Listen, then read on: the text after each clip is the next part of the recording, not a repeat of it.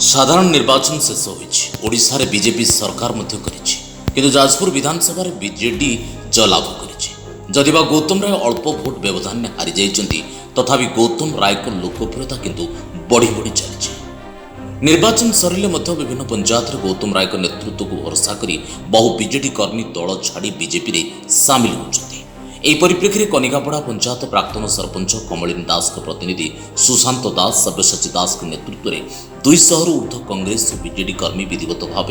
मंगलपुरस्थ शक्ति कल्याण मंडप ठारे बीजेपी रे सामिल होइछन्ति। जाजपुर सांसद रविनारायण बेहेरा जिला सभापति गौतम राय नूतन कर्मी मानकु दलीय उत्तरीय पिंधे दल को स्वागत करथिले। एबे भारतीय जनता पार्टी होची पृथ्वीर सबुठारो बड़ राजनैतिक पार्टी तेरे आमर 365 दिन जाक कार्यक्रम थाए से निर्वाचन आसू न आसू पार्टी नियमित व्यवधान विभिन्न प्रकार कार्यक्रम सांगठनिक कार्यक्रम थाए। केंद्र एवं राज्य सरकार जिते योजना तैयारी करुछन्ति से योजनार सुफल केमिति समाजर शेष धाड़ी थिबा लोक निकटरे सहजरे उपलब्ध हबो सेतिपई सरकारी दलर कार्यकर्ता भाव में आम पार्टी कार्यकर्ता मानकर दायित्व बढ़ी कर्तव्यर आह्वान आसिक पहुँची क्षमता तो बदलीगला किंतु लोकों जो लोक जो तिमिर थे से तिमिर न लोकों पाखरे योग्य हिताधिकारी प्रत्येक योजना उपयुक्त हिताधिकारी चयन कराइबा सेमानक निकटरे योजनार सुफल पहुँचेबा ये समस्त कथा पार्टीर कार्यकर्ता माने प्रशिक्षित हवा दरकार एवं टाइम टू टाइम सेमानकर भितर यही मानसिकता सृष्टि करने लक्ष्य उद्देश्य नहीं से विभिन्न कार्यक्रम आमर अनुष्ठित होउची एवं एमानकर सहयोग मिश्रण आज जो विभिन्न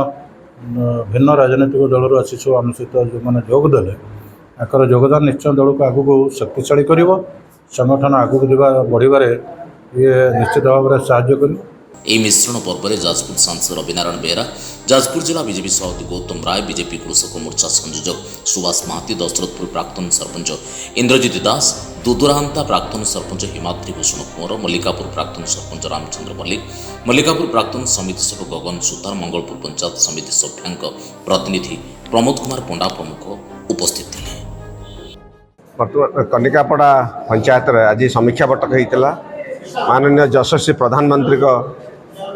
निर्देश क्रमे सारा भारत में साधारण निर्वाचन होती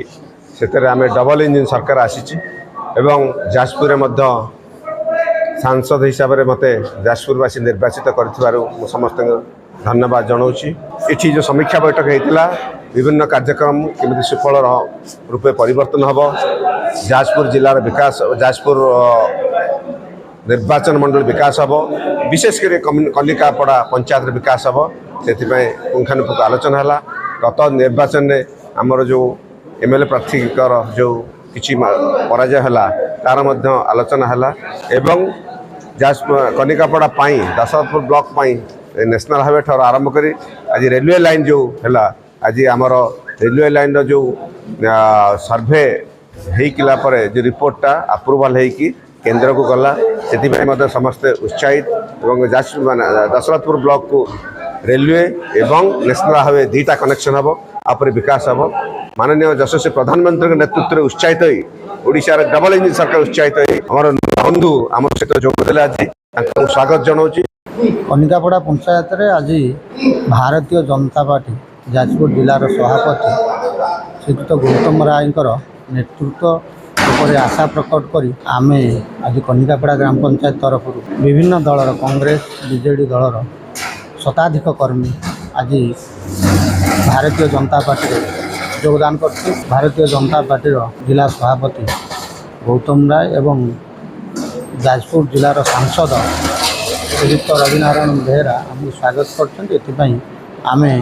धन्यवाद कर तेणु कनिकापड़ा पंचायत सबुबले गौतम भाई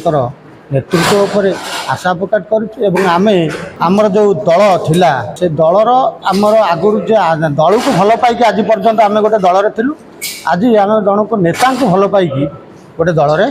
मिसी। दशरथपुर प्रत्युष नाग रिपोर्ट जाजपुर न्यूज।